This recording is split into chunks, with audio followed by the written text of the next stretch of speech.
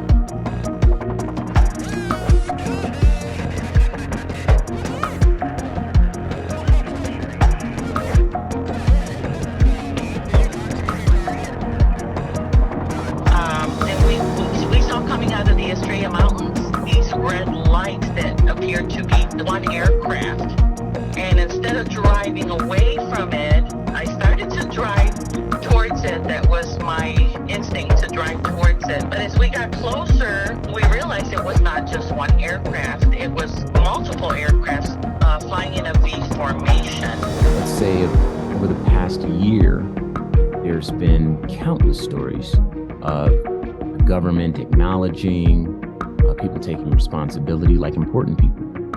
2021, the Pentagon released a report on UAP. The term is preferred to UFO by much of the extraterrestrial community, which found more than 140 instances of UAP encounters that could not be explained.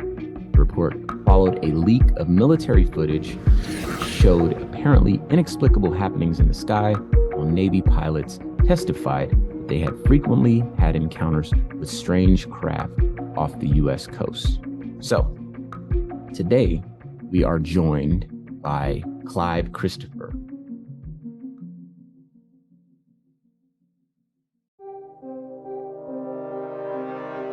Two things I've mentioned in previous chapters are UAPs like to pose as stars in the night sky, and I will always promise to show you fresh UAP content.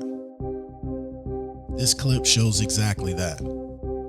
This witness noticed something strange taking place in the sky in Mesa, Arizona during the evening hours on May 3rd, 2020. They are facing in the west to northwest direction when they noticed a bright object in the night sky. We will zoom in on this footage in just a bit, but I want you to see exactly how it was shot. Like 9 of them at a time. It's been like 9. How many have we counted? George, look, it's getting brighter. The energy around it or something. Dude, they're fucking coming in. That's a portal, George. See around that star that got bright? That's not a star. Look how bright it's getting. I'm catching this, dude. Look at that shit. Like little ships coming out that area. Look at it, like there's energy coming out. Look, George, look. Look what my phone's catching, babe. Dude, that was fucking aliens as fuck. Dude, look and at it's the disappearing, visual it's eye. closing. It's You can't see it, but mine you can't. Mine doesn't show like his. look, and it's done. It went away. It went away. It went to the star that got bright. Watch that star do something. That's not a star. That's not a star, that's a ship. Look at that weirdness. Look at his phone. Look how Dude, it fucking went away. that whole foggy shit went away. Like it's like a Cloud. I can't. dude, I just caught something extraterrestrial on my fucking phone, but that's sick. We were just look at it. Look at when I zoom in on it. How it's all like absorbing that energy. Yeah. Remember I told you, like, that fucking star got bright as fuck. Dude, remember I told you I seen like a, remember Mom? That wasn't a satellite that we seen earlier. We seen, and how many came out of there, dude? Like fucking 12, dude. Easily 12, like little things, like you can't see it on my phone, but and disappeared at the same spot. like too. they went from right there, and Like then they to, went like, this South way, Road or some shit. and then they hit that little, where's that other star?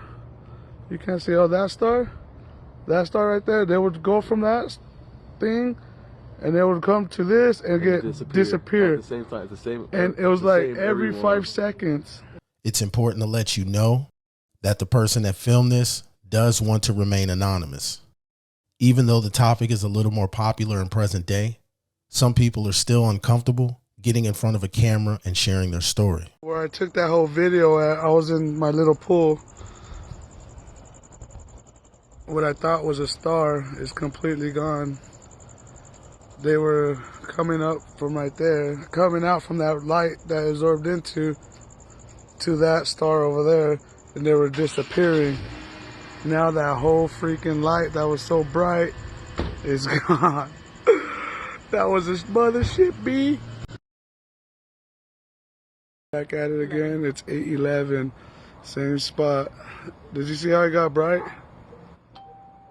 It's gonna go again. There's another one. It's coming again. It's gonna get bright. You can't see it on my camera, but it's gonna get bright. See it? Oh, there it goes. There it goes. There it goes. Watch, it's gonna go another like. How do I zoom? How do I zoom? Oh, here it goes. It's going right now. Everything's going. It's happening right now. I'm gonna keep it out. Keep it in. I'm gonna keep it like this, so you can see the little flashing. It's gonna come through again. Oh, my heart's beating so fast. It's going again. It's going Here again. it comes. Here it comes. You can't see the little dot, but it's gonna get bright right now. There it goes. There it is. There it is. Boom. Same spot. It's gonna go another few. It's gonna go into a few, but the first video I was on this side, but it's happening again. My hand's shaking. Again, dude. My hand's last shaking. Sunday. Last Sunday this happened. Oh, Another one's coming. I see it. Yeah, I see it. I see it. Look, watch. It's gonna get bright again. Oh, my hands are. I can't. I'm gonna try to zoom in. There it is. There it is. There it is. There it is. Let me zoom. Happy single to UFOs. Let me zoom in a little bit. Oh, my hands are shaking. This is awesome. It's happening again. Wow. We were just talking about this. We're the chosen ones. We're the chosen ones, man. Oh, there's gonna be a couple few coming. There's gonna be wait, hopefully that big light comes back.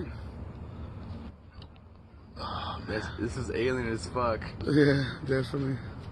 Let me zoom back out. Do you Oh, see another one? Oh, did they go away? I think they know now. Oh, I can't see another Fuck, one. they know now. Oh, my hands are shaking now. Oh my god. So a meteor shower, because meteor showers will go down. We got two of them this time. I'm not gonna zoom in so close. It's in the same spot. Was it northwest? That was 3. Because he thought 3 was Yeah, so that's 3. We got 4. 3 of them. We got 3 of them this There's time. gonna be some more. Watch. Oh. Post that share now. It's all good. They know now. It's all good.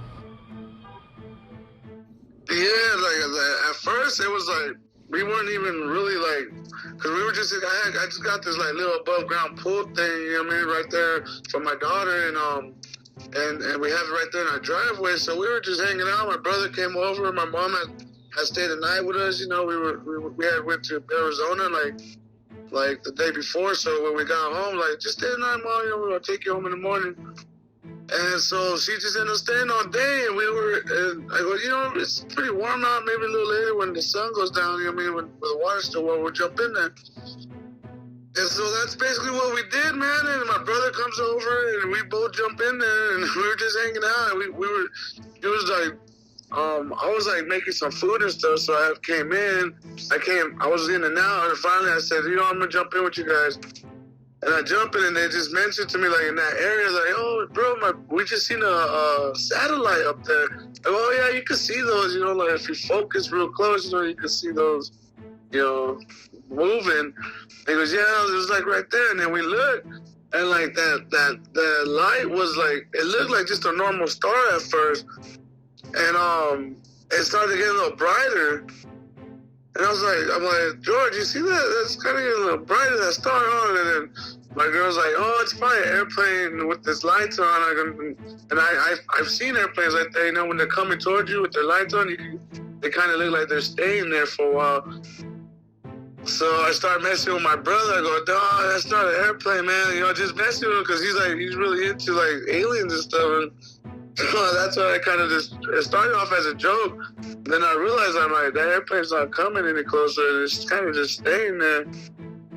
And once that happened, we started seeing, he goes, look right above it, like right where, in the video where you see like the little, like volcano looking, like it looked like a circle on top of it, like where they were just like dropping in, like little things coming. He goes, look, there's another one, another satellite.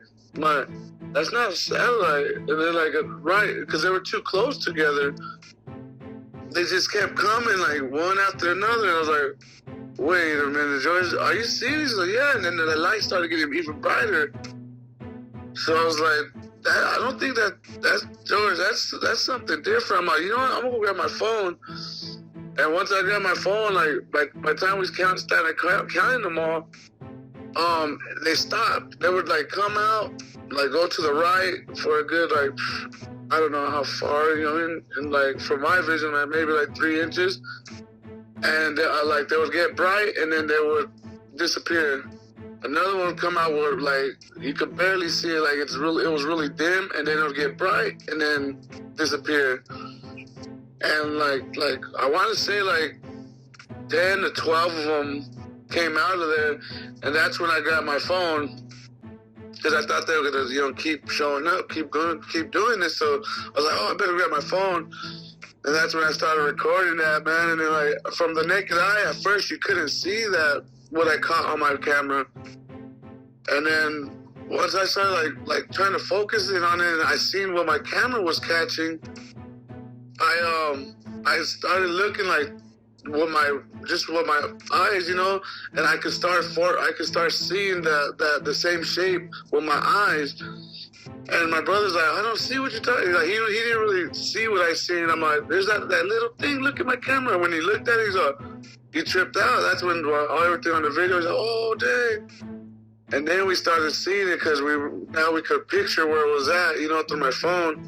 And it just started getting brighter and brighter. And like, it was crazy, man. I was freaking, I remember everything. I mean, there's no reason why I was I was tripping. I just wish I wasn't, you know, cussing so much in the video, but you know, I mean, that's just that was my reaction, you know, at the time. I didn't really think about it. I didn't think, you know, 5,000 people were really gonna see it, you know? Go ahead. Because there was like stars above it, like a little bit above it, and then there was like little like twinkling ones. So I was like, maybe that is just a star. But like what we were seeing coming out were like gray, like a dull, like gray. And the only reason we could see them moving is because, like, you know, when your eyes kind of adjust to the dark, because I turned off all the lights so we could see them coming out. I turned my front light off because originally I had all the lights on in the front. But once we started, like, you know what I mean, with the light on the corner of our eye, was like, but we did see the stuff moving. I go, turn the lights on, because my uncle lives on the res, and that's how I learned to do that. Like, he's like, you want to see your satellite? Let's go on the back, turn the lights off, sit on the back of the truck so your eyes could adjust to the dark, you know? And so we would go out in this backyard and sit on the truck and on the back of the bed and lay there and be in the dark, and like you start seeing more stuff, more stars, and you could eventually start, look, there's one right there, and you can see the satellites way up there. They're not, you know, they don't have lights on them up. They probably do, but we can't see them. But all you can see is just a little thing moving very slowly, you know?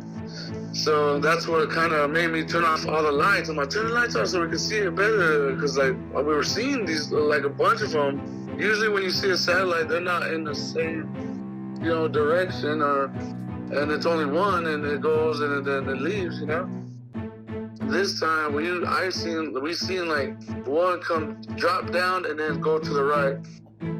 Like 5 more seconds later, another one drop down, go to the right, drop down, go to the right. And I was like, that ain't satellites, George. He's like, that's what we seen earlier. I'm like, those are not satellites. Those are turn the lights on. And that's when we started like just looking with our eyes, and then that's when it snapped in my head. I'm like, I should record this. So by the time I got it, like, that was ready. Like on my phone, you couldn't see, like maybe 2 or 3 more came out. and that was it. And like, you know, my girl's right there. She's like, I don't see it. I'm like, look. And then I showed her on my phone, and then she kind of looks at it, and then she's like, well, my phone's not big. She was trying to do with her phone. She has a better phone, you know. Obviously, she has like a Galaxy, like the newest one or whatever. So that's not picking it up. I'm like, mine's picking it up like perfect. And then when she looked at mine, she started seeing it. Like, you know what I mean? She's seen it afterwards, like where it was at and everything. She's like, oh, my phone didn't pick that up. I'm like, mine did. And like, even after, like, I would look away from my phone, I could picture where it was at. So I started seeing it, like if they were like trying to cloak it or something. But like, since I knew where it was at, you know what I mean, to the average eye, like, they didn't really look, they're like, oh, they wouldn't see it. But since my phone saw it, I could start seeing it, and my brother's like, yeah, and I'm like, it's getting brighter, so, yeah, I started, like, picturing it out more. And I was like, oh, man, that was just something, I knew something, it was something that wasn't normal, so I was like, I gotta record this. Yeah, man, and then I was like, after all that happened, I was just kind of like, bugging out. I was like, that was so random, and I was shocked. Like, I didn't realize. You know what I mean, I didn't even think about posting the video at first, and I was like, oh, that's cool. I was gonna show my other brothers. So I was inside already, and we started eating. And then after we started eating and everything, my brother and my mom's just like, all right, we're gonna head out now. And my brother came to pick up my mom, and he goes out there. He goes, dude, Matt, it's gone. And I go, I grabbed my phone, and I'm like, that's where I took the second video. I'm like, I thought he was messing with me, but I knew that wasn't a star, you know? So when I got out there, sure enough, it was just completely gone, bro. And I'm getting a lot of people saying, like, from Chandler, that they seen a shooting star around that area, like, going south. And I'm like, well, I wish I would have stayed out there to see if it would have took off or whatever it did, but I was already inside, and by the time I found out it was gone completely, I was already, you know what I mean, it was already gone pretty much. Let's dissect this video and try to put ourselves in a position as if we were there with them that night. The location best described by the witness was either over Camelback Mountain or Piestewa Peak. At the very beginning of this clip, the gentleman filming mentioned seeing 9 of them. What he is referring to is multiple crafts that they saw with the naked eye. It's hard to see, but the camera does capture some of those objects. They were traveling to other stars, says the witness, as he was trying to give his best description as to what he was observing. He even called it energy, as it began to absorb the clouds. He referred to it as a portal surrounding it, and the smaller craft were going in and out. There were at least 4 other people that witnessed this event. And if you pay close attention, the other people are filming. 3 out of the 4 people that were there that night filmed this event with their phones. When they're ready to come forward, the video footage from the other phones will be displayed to you. This state is often considered popular for UFO sightings due to a combination of factors, including its vast open landscapes, clear skies, deserts, and remote areas that provide less light pollution, making it easier to spot unusual aerial phenomena. Arizona gets plenty of attention from our solar system, and it's worth mentioning that the state has a rich history of UFO sightings. For example, from 2001 to 2015, an in-depth study on UFOs across the nation was overseen by Cheryl and Linda Costa. During this study, they collected raw data on the number of reported sightings in each state and quickly learned that these sightings were happening in specific counties within the state. Their final conclusion showed how each county was reporting UFOs and the different types that were encountered. Maricopa County alone beat out 37 states in reporting of unidentified objects and came in second overall during the study. There have been persistent rumors of an alleged crashed UFO buried in Arizona thousands of years ago, but there's no concrete evidence to support these claims. Word is, the crash took place near present-day Sedona. A mothership of some sort made impact and went deep in the earth. The urban legend goes that the craft releases energy that reaches the surface. Locals claim that this is why certain clay in the area is magnetic. The rumors of a buried UFO in Arizona also stem from the fact that the state is home to several military bases, testing grounds, and hidden ranches in the surrounding areas that came into existence in the early 40s before Area 51 became operational.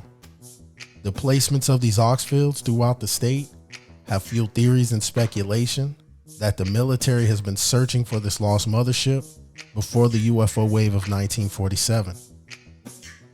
It is important to approach such claims with skepticism and rely on credible evidence. Without concrete proof or official confirmation, the idea of a buried UFO in Arizona remains in the realm of urban legends.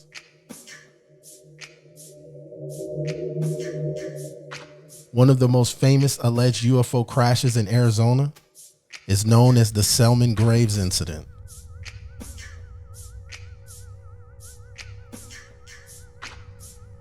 When he and his brother-in-law came across a crashed UFO on the open desert floor. They were questioned by military officials for hours before they were allowed to go home. The exact location and circumstances of such crash remain speculative and controversial, even though the same story was later published in a book in 1952. It is worth noting that the vast majority of UFO crash reports that have been in Arizona can be attributed to hoaxes, misidentifications, or other explanations that have been shown in Project Blue Book. Additionally, Arizona has been the site of notable UFO incidents in the past, such as the famous Travis Walton UFO sighting and abduction that took place in November of 1975. Mr. Walton was abducted and taken aboard an alien spaceship and returned days later unharmed. Travis later told everyone what happened. He was ridiculed and called a liar, even after he passed multiple lie detector tests. Yet, there's no scientific evidence to support the claim that aliens or extraterrestrial life took Mr. Walton. But at what point do we begin to trust the word of an honest man over scientific proof? The existence of aliens is a topic that's up for debate. And in my opinion, Travis Walton is the one person that can prove their existence. Many claims of alien sightings or encounters are often based on personal beliefs, folklore, or theories, rather than scientific evidence. But with the amount of video from credible sources in the present day, they deserve serious consideration. Arizona's history of UFO sightings has generated an ongoing interest and research into the phenomena. The types of UFOs reported in Arizona vary, and witnesses have described different shapes, sizes, and behaviors. Here are some of the common types of UFOs reported in this state. There are numerous reports of strange lights or orbs in the sky that do not fit the typical shape of a traditional UFO. These lights are often described as hovering, maneuvering in unusual patterns, or disappearing and reappearing, displaying different colors. Many UFO sightings in Arizona involve spherical or orb-like objects. These orbs are often described as glowing, pulsating, or changing colors. They have been observed both individually and in groups. In recent years, there have been numerous reports of blue light unidentified aerial phenomena in Arizona. These sightings often describe objects emitting a bright blue light or blue-colored orbs moving through the sky in unusual patterns. These sightings have gained attention and sparked speculation amongst UFO enthusiasts and researchers. Some theories suggest that these blue light UAPs could be advanced military aircraft or experimental technology being tested in the area. Others propose they could be extraterrestrial. These sightings have gained attention and sparked speculation amongst UFO enthusiasts and researchers. It is important to note that the true nature of the origin of these blue light UAPs remains unknown. Without official confirmation or additional evidence, it is challenging to determine the cause behind these sightings. Investigations into the phenomena are ongoing, and researchers continue to explore possible explanations. The blue light UAPs reported in recent years add to the long-standing mystery and intrigue surrounding unidentified aerial phenomena in the state. Reports of delta-shaped UFOs in Arizona have been documented over the years. In this state, there have been reports of triangle-shaped UFO sightings that some speculate to be the TR-3B. These sightings often describe a craft with 3 lights at each corner, moving silently and smoothly through the night sky. The TR-3B is said to be a top-secret military craft, often associated with UFO sightings. It is described as a triangular-shaped craft with advanced capabilities, including the ability to hover silently and maneuver at high speeds. While there are many claims and conspiracy theories surrounding the TR-3B, its existence has not been officially confirmed by any government or military agencies. As with many UFO sightings, it is challenging to verify the nature of the observed object without official confirmation or additional evidence. The TR-3B remains a subject of speculation and debate, with some believing it to be a highly advanced military aircraft and others suggesting it could be of extraterrestrial origins. Triangle-shaped UFOs have been reported in other parts of the state as well. It is important to note that UFO sightings are relatively common worldwide, and Arizona has had its share of such reports.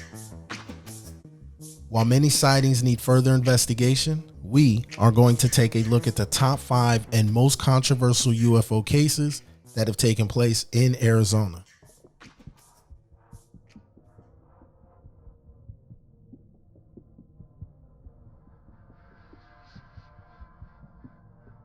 Incident 40 originally started in Project Grudge and later Project Blue Book. On August 29th, 1947,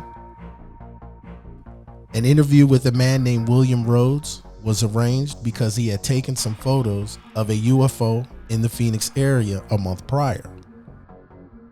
The photos were later published in a local newspaper, and Rhodes quickly gained attention. 2 agents showed up to the interview who were initially introduced as representatives of the government. During multiple interviews between Special Agent George Fugit Jr. from the CIC, Special Agent Brower of the FBI, and William Rhodes, the area of focus was the day he photographed the UFO in the sky, the actual pictures, the negatives, and even the camera that was used to take the pictures. The agents would eventually ask Rhodes for the original photos of the UFO and the negatives he developed himself. He quickly agreed to hand over the photos, and he also stated that the negatives were not at the property at this time, but he would hand them over the following day. Rhodes never received the camera, the photos, or negatives back. During Project Blue Book, Incident 40 was discredited by J. Allen Hyman, attacking Rhodes by falsifying the photos that were taken and questioning Rhodes' character by making claims that his wife may have been a Russian spy. It's important to note The photos involved in Incident 40 were shown to Kenneth Arnold, in which he said the craft was identical to the sighting he saw in Washington State. The photos taken by Rhodes went through a testing process because he developed the negatives himself. The independent testing showed the photos were authenticated and proven to be unaltered.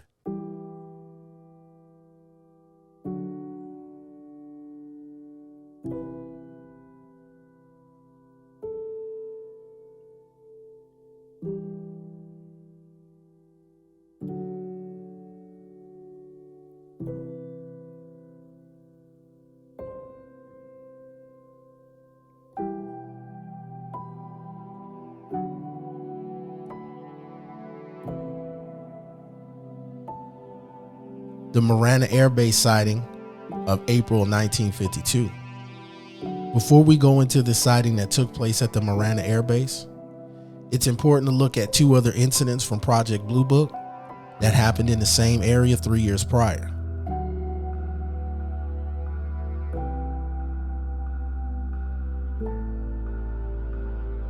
A florist in the Tucson area is standing outside with two friends when they all noticed a silver elongated craft over the Catalina Mountains. The reports of this event show that it only lasted an estimated 15 minutes.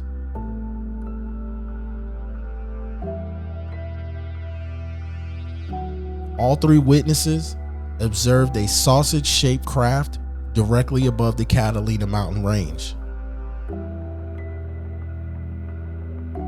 It had no windows, points of exit, wings, or identifying marks.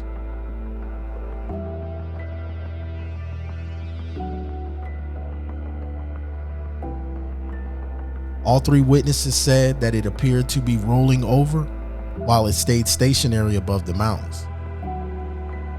They also reported that it was about 3 to 5 miles off the ground and slowly moving at a speed of about 500 miles per hour.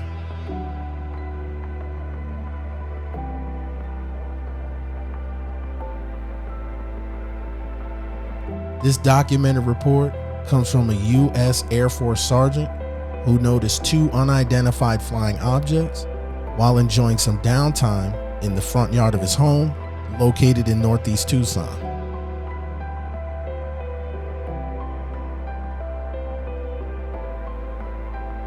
The sergeant stated that he observed two silver, perfectly round craft that appeared over the southwestern part of the sky. There were some times where he said the objects looked flat, reflective, and they were about the size of a standard bathtub. They were at an altitude of about 10,000 feet and traveled at an estimated 800 to 1,000 miles per hour. The Air Force sergeant observed the two craft as they headed towards the northwest side of the city. Then they made a sudden right turn before disappearing over the Catalina Mountains.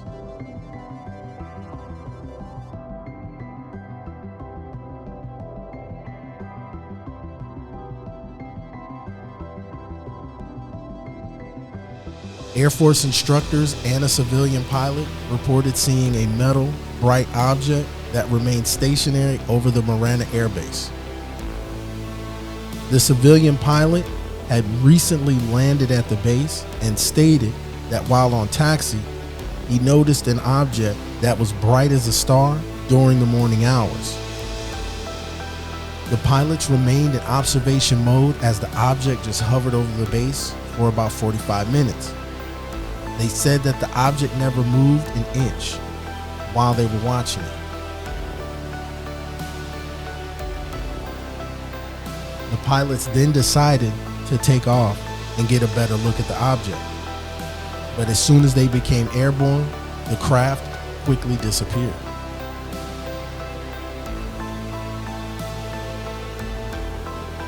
The incident quickly gained attention, both locally and from the national media.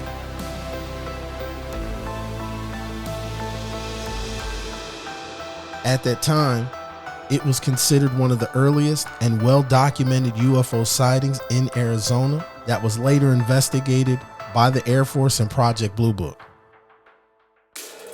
To mention that, you know, what you initially, the story you initially told about the Phoenix Lights. I lived in Phoenix at the time, and I didn't see them. I wasn't outside, but it was indeed a citywide occurrence. Everyone was talking about it. This was years ago. I was in school still, so everyone was talking about it, and some people saw it, some people didn't. But it was too many people for it to be like over 10,000 people saw it. Way more. It has to be more, way more than that. Yeah. It has to be way. It was a huge, because there was a moment here. This incident has lost translation over the years. Reported as one event that lasted only a few hours.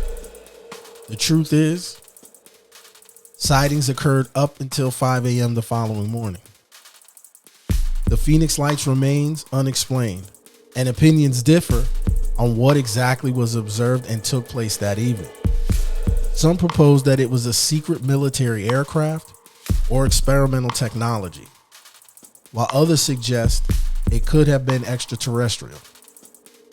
The official explanation from the U.S. military was that the lights were flares dropped by an A-10 Warhawk aircraft during a training exercise.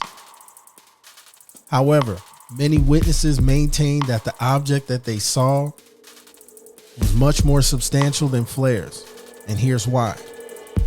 On March 13, 1997, thousands of people in Phoenix, Arizona reported seeing a V-shaped formation of lights moving silently across the city. The lights appeared to be connected to a massive triangular-shaped object, and these lights flew across 2 states. This is the main event that a majority of witnesses observed, including myself. This took place from about 7:50 to 8:45. From what I understand, no video from this event exists in the present day. It's all been confiscated. This is a part of the story they don't want us to remember. When it comes to the Phoenix Lights, imagine a book. The entire incident is recorded in this book, and it's 20 chapters.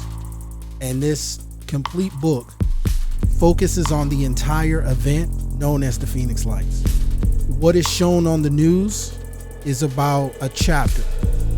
Some of the things that took place left people in fear. One thing about this incident, it is the most reported sighting in ufology.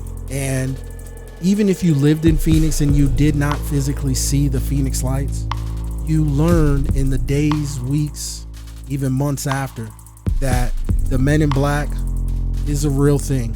They went around, confiscated videos, they tapped people's phones, the FBI was involved. There was a lot of events that even took place after that left the city in fear. And this is why a lot of the witnesses decided to wait and speak out, because of the fact that there was, it was known that government agents, FBI, Men in Black, all different types of agencies were boots on the ground after the Phoenix Lights. Now, one of the main reasons why people want me to speak out about what I witnessed that night on March 13th, 1997, is because my story can be verified based off of the fact that it is connected to 2 city entities. I was 15 years old working at Sky Harbor Airport, and I would catch the city bus to and from work. When I saw the Phoenix Lights, I was traveling on the Red Line bus right around 16th Street and Buckeye.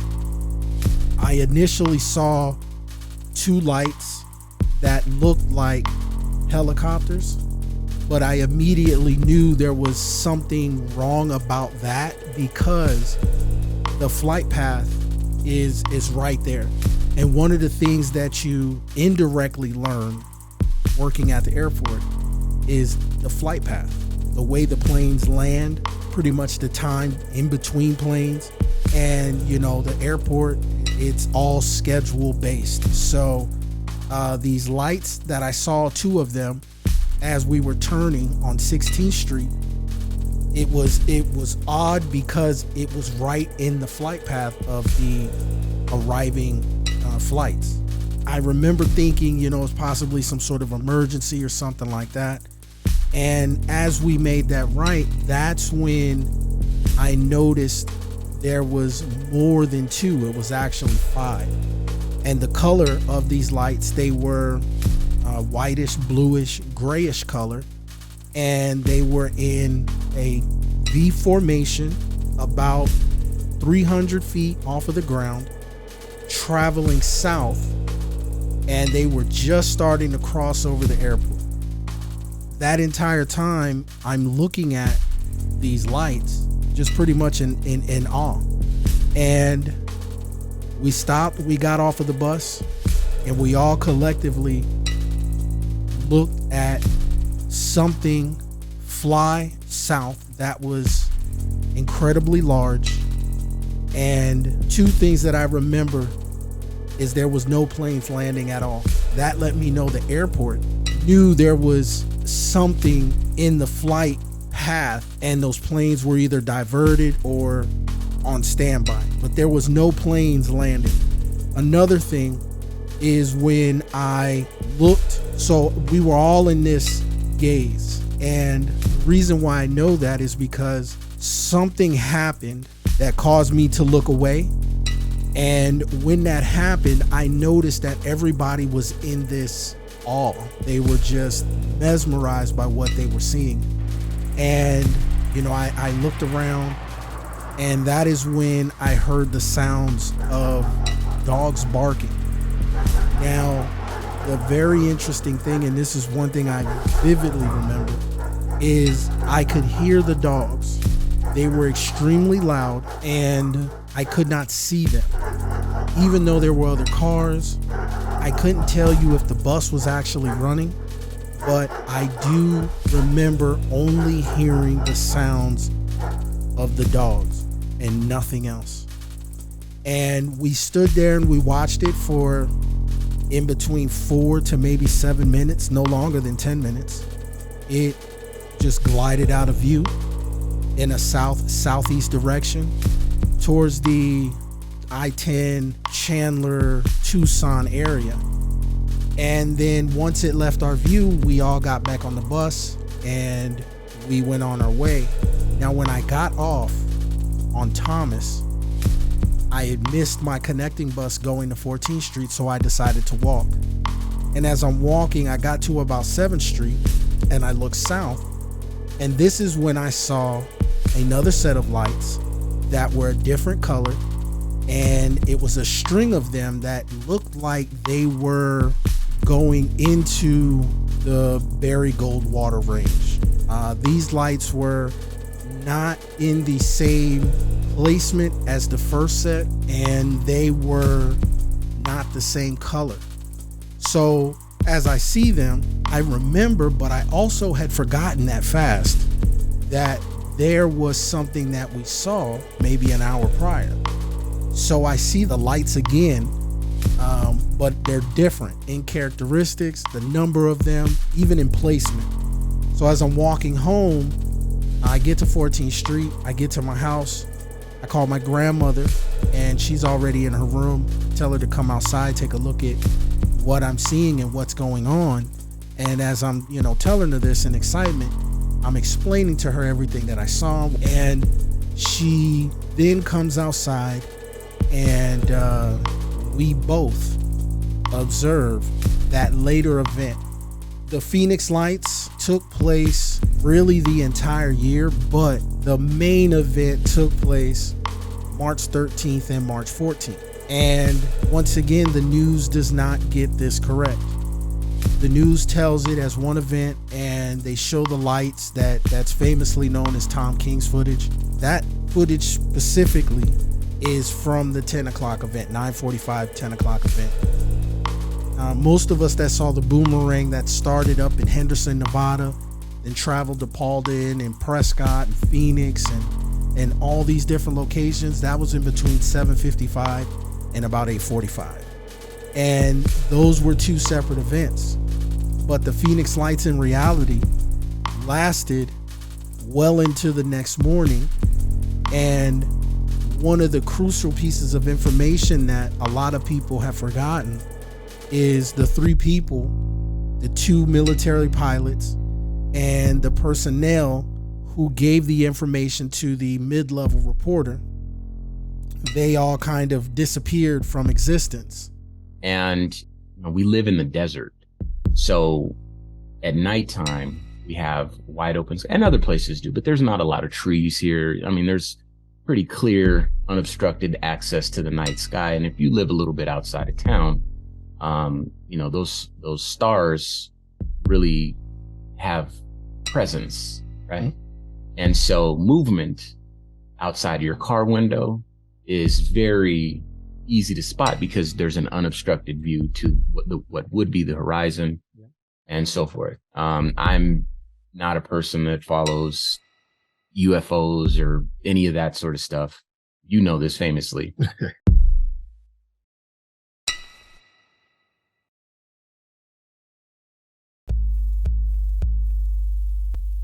In May of 1953, another notable UFO incident occurred near Kingman, Arizona.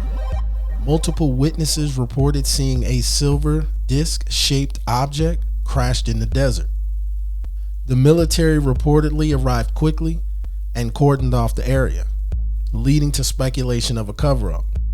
While some believe it was an extraterrestrial craft, others suggest it may have been a secret military experiment. Upon further investigation, it was later revealed that there were in fact 3 disc-shaped objects that crashed in the Kingman area, and there's direct evidence that shows this incident could have been caused by the testing site in a neighboring state. UFO researcher Preston Dennett says Arizona has at least a half a dozen UFO crash retrieval type events, and the Kingman crash is by far one of the most famous and best verified. One of the most significant UFO events in Arizona history is by far the Kingman UFO crash, also known as the Paradise Valley UFO crash. What makes this case different from others is that it has an enormous amount of verification to it. There's a lot of different sources, a lot of different witnesses, and this makes it not only one of the most significant cases in Arizona involving UFO crashes, but really one of the best verified UFO crash cases on record. Before we get into the actual reports of the multiple downed craft, you should know that the Atomic Energy Commission approved a series of explosions during the spring of 1953 at a Nevada test site under the code name Operation Upshot Knothole.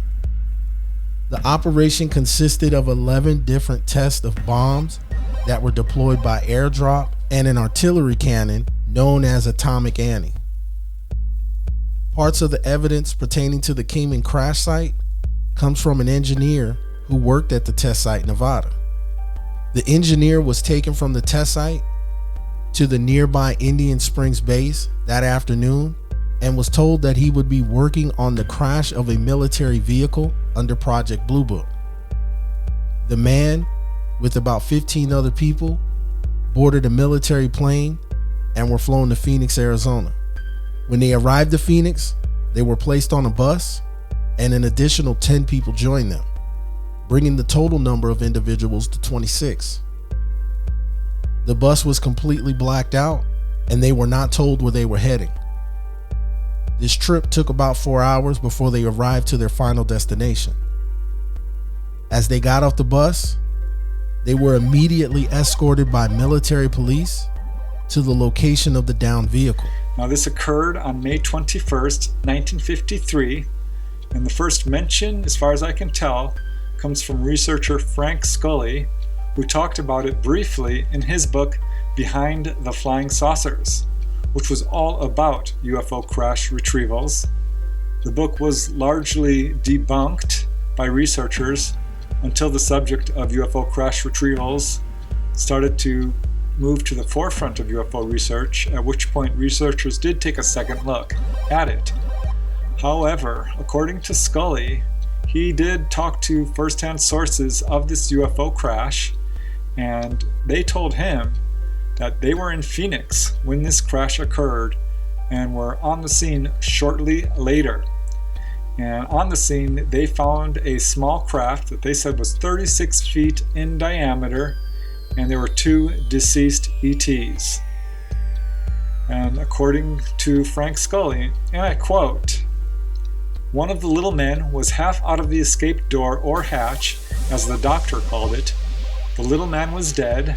The other little fellow, there being only a crew of 2 on this ship, was sitting in his seat at the control board. He was also dead." So this is the first report of the Kingman UFO crash, but it's certainly not the last. Some of these details do contradict later reports, so perhaps they didn't have all the information. Witnesses surrounding the area reported seeing up to 8 different saucer objects in the air that appeared to be in attack mode, but their aggressors weren't visible. Out of the 8 craft that were seen, 3 of them were taken down and crashed in an area just 8 miles northeast of the Kingman airport. It's believed that out of the 3 crashed vehicles, 1 of them was completely destroyed during impact with the mountain. The second craft was found complete and later observed by the engineer. And the third disc made contact with the top of a nearby butte and landed miles north.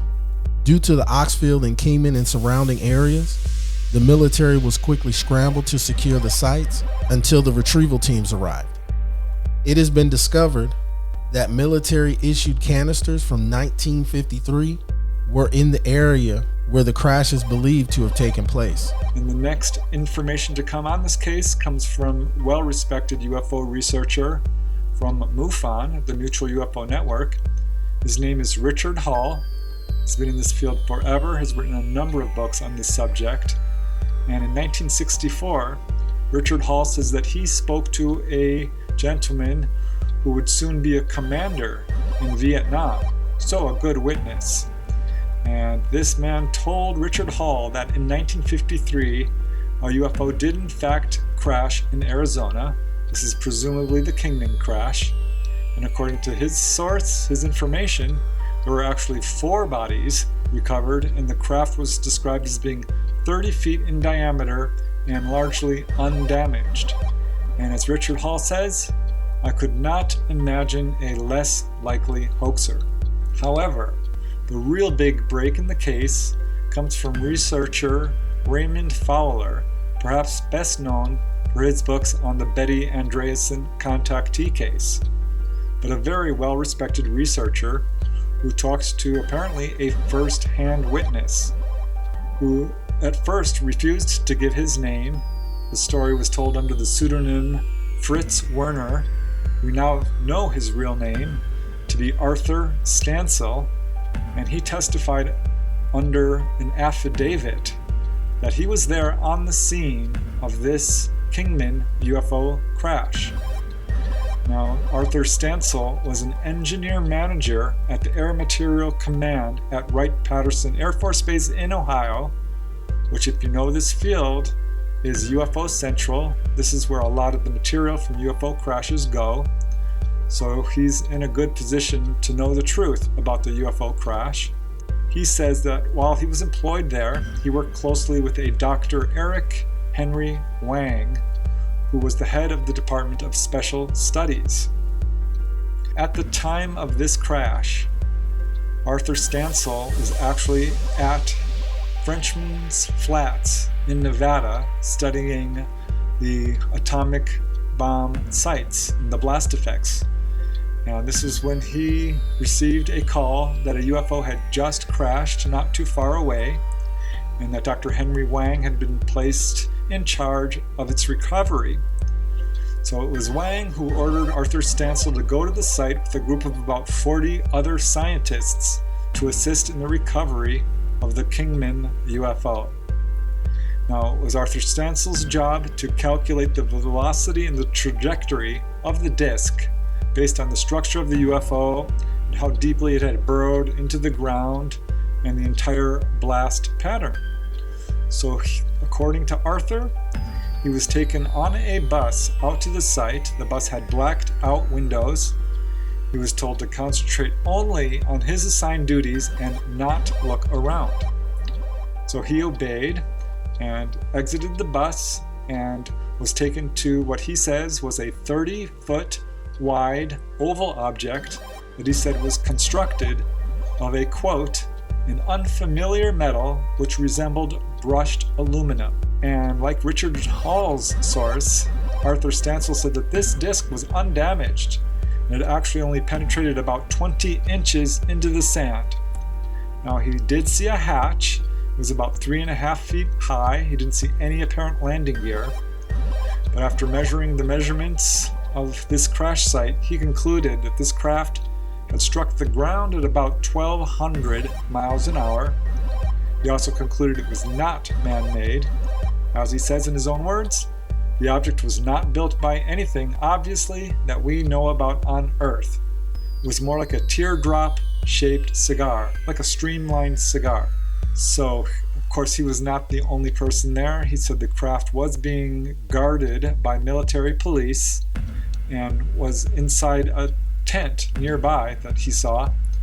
And as he says, I managed to glance inside this tent, he says, at one point and saw the dead body of a 4-foot human-like creature in a silver metallic suit. The skin on its face was dark brown. Apparently it had been burned. So according to Stansel, he and each of the scientists was ordered one by one and escorted to the site to perform their specialty, and then was returned to the bus, and afterwards he was made to sign an official Secrets Act and given an oath never to reveal what he had seen. Now he did speak with another scientist who said that he looked inside the object and saw 2 small swivel seats and a strange-looking instrument panel. Arthur Stansel did sign an affidavit testifying to the truth of his testimony. Researcher Leonard Stringfield is best known for his research into UFO crash retrievals, and he was giving a lecture on the Kingman UFO crash when he said afterwards a National Guard employee approached him and told him that back in 1953 he was also stationed at Wright-Patterson Air Force Base in Ohio, and he was there when a group of crates arrived from, he says, a UFO crash site in Arizona. And these crates, he said, contained 3 humanoid bodies. They were packed in dry ice, and each was about 4 feet tall. And there were 3 male bodies and apparently 1 female, he said. Now, some of the crates also contained debris. And according to this officer, some of this debris did have strange sort of Sanskrit-like symbols on them. So the witness did refuse to make a written statement. He did ask his superiors if he could make a written statement that would be opened upon his death, but his superiors emphatically denied this request. So more and more information has come out over the years. More recently, a lady by the name of Judy Wolcott said that her husband told her that he was also at the crash site and in fact was one of the first people there. At the time, he was on duty at the air control tower in Kingman, and that he and other personnel were actually tracking this object and watched on the scopes as this object lost altitude and then disappeared from their scopes. Shortly later, they did actually physically see a huge flash of light in the distance. This was some distance outside of the city of Kingman. So Mr. Wolcott and a group of other men piled into their jeeps and drove to where they believed this object had crashed, and they searched the area for some time before they finally came upon this object that they said was partially embedded into the sand. Now, he didn't see any bodies, he said, but he says he didn't see any damage to the craft either, and he was about to examine it more closely, and this is when military officials arrived and ordered them off the site. Now, according to Judy Wolcott, her husband was taken back to the base and told that absolutely nothing happened, they did not see anything, and they were not to speak of it. However, according to her husband, it was the buzz of the base. Mr. Wolcott, Judy's husband, wrote all of this in a letter to his wife, and 1 week later, he was killed in action. So that's a sad ending to that witness, unfortunately. But other researchers have found further verification of this. One researcher, of course, is Linda Moulton Howe, who says that she received confirmation of the Kingman crash in a roundabout way. She says that on April 9, 1983, she met with Richard Doty, who's pretty well known in this field. This was at the AFOSI at Kirtland Air Force Base. And while there, she says she was shown a document that was titled in all capital letters, and I'll just quote it, "Briefing paper for the President of the United States of America about the subject of unidentified aerial craft, UACs." So Linda says she was beginning to read this document and saw that it listed several UFO crash retrieval incidents, including the Aztec crash in New Mexico and the Kingman crash in Arizona and several others. So more and more information keeps coming forward. More recently, more information comes from whistleblower Bill Uhouse, who says that this disc was in effect actually given to the US military by the ETs. This is quite a controversial statement, but this is what Bill Uhouse says. He says, and I quote, "This ET craft was a controlled craft that the aliens wanted to present to our government. It landed about 15 miles from what used to be an Army air base, which is now a defunct Army base." And according to him, the first soldiers to enter the craft reportedly became very much nauseous and disoriented, and when they exited the craft, they had no memory of actually being inside. So perhaps this is an explanation for some of the missing time incidents. It's just the environment of the craft itself that can cause a person to have amnesia problems. But according to Bill Uhouse, this disc, he says, was transported first to Area 51. And as he says, it made loud humming noises the whole time. The military didn't know what to do. They weren't sure if it was going to explode or what, so they left it sitting out in the open on the tarmac for 9 months. So I don't know, that's interesting testimony, and there's more coming. Most recently, researcher Len Kasten has uncovered a source that he says the Paradise Valley craft, the Kingman crash, actually contained live aliens who survived the crash and ended up working with the United States military. And according to Len Kasten, his source told him that this Kingman UFO became the model that was used to reverse engineer other UFOs. That the ETs actually assisted in helping military scientists to understand and use the craft. So there is all kinds of interesting testimony about this case. More testimony comes from Robert Carr. He's another very early whistleblower. He was apparently brought in to study ETs because he's an expert in non-verbal communication and was apparently one of the scientists, quote, in the know on this subject when it came to crashed saucers. And he went on record talking about them long before Bob Lazar and the many other researchers we see today. Now, normally very tight-lipped on this subject, he rarely granted interviews. He did give an interview to researcher Gray Barker, during which he revealed some facts about the Paradise Valley, the Kingman UFO crash. And I will just quote Robert Carr directly, as he says, "The other wreck was found that summer in the desert in Arizona by visual observation. This one was burned, and it had been out there in the desert for too long. There were organic materials left, but the predators and the heat of the desert had pretty well taken care of the occupants. But they scooped it up and took it along." So that is the Kingman Paradise Valley UFO crash, some of the information. Of course, there's more information being uncovered all the time. Some of these testimonies do contradict each other, but some are remarkably similar in details: the size of the craft, what it looked like, where it came down, the fact that there were bodies in it, and the fact that there are so many people talking about it, I think lends credence to the fact that this was a real event. An event involving the military surely took place in the Kingman area in May of 1953. However, it is possible that the nuclear test in a neighboring state caused these 8 unknown craft to take defensive positions that were later reported by the witnesses. But even I have seen some wild stuff. Well, one particular instance, driving back from Vegas, it's all through the desert, back to Phoenix. And I was with a friend of mine, and, we both saw it together. Like, what is that?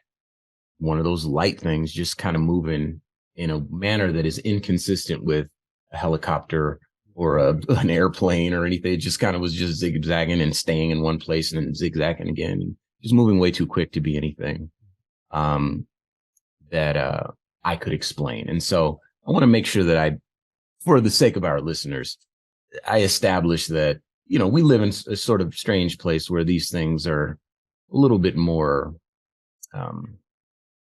observable, I'll say. Yes. And it has to be the case because, and then obviously I want to acknowledge that, I grew up in the same world as you, where I watched Independence Day, and I remember the old crazy guy that was like, I got abducted by aliens, and on and on. So I do want to shift gears a bit. I want you to talk about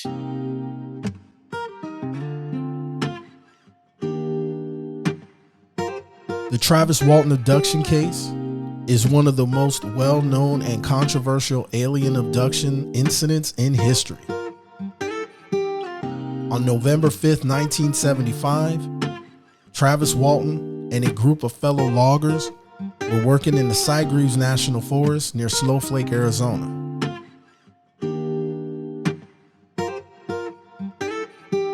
Although the focus is primarily on the alleged abduction itself, the initial sighting of the UFO by Travis Walton and his co-workers is a crucial part of the story.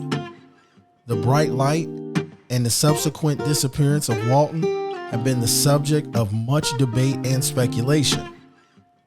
According to the witnesses, they saw a bright light coming from the forest and went to investigate.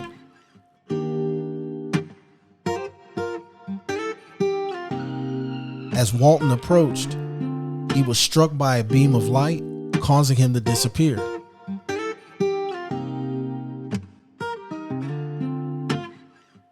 His terrified co-workers initially fled the scene, but eventually returned to search for him. But Walton was nowhere to be found. After 5 days of intense search efforts led by law enforcement, Walton reappeared in Heber, Arizona, claiming to have been abducted by a UFO and taken on board an extraterrestrial craft. He described being a subject of various medical examinations and interactions with non-human entities before being returned. The incident gained widespread media attention and was later adapted into the movie Fire in the Sky in 1993. This case has been both praised and criticized, with some believing Walton's account and others dismissing it as a hoax or a misinterpretation of events. Despite the controversy, Walton has consistently maintained his story over the years and has passed multiple polygraph tests. His co-workers also took lie detector tests, which indicated that they believed something out of the ordinary had occurred. However, skeptics argue that polygraph tests are not foolproof and do not provide definitive proof of the abduction. The Travis Walton case remains one of the most famous and debated abduction cases, with no conclusive evidence either supporting or disproving his claims. It continues to fascinate and intrigue both believers and skeptics of extraterrestrial encounters. One thing is for certain, Travis Walton has always maintained that he was abducted, and witness testimony from those who were there that night supports everything that he stated. At what point do we begin to take the word of honest people over scientific evidence? It's important to note that the credibility and evidence surrounding these sightings vary, and many remain unexplained. They continue to captivate the imagination and fuel speculation of the existence of extraterrestrial life beyond this planet.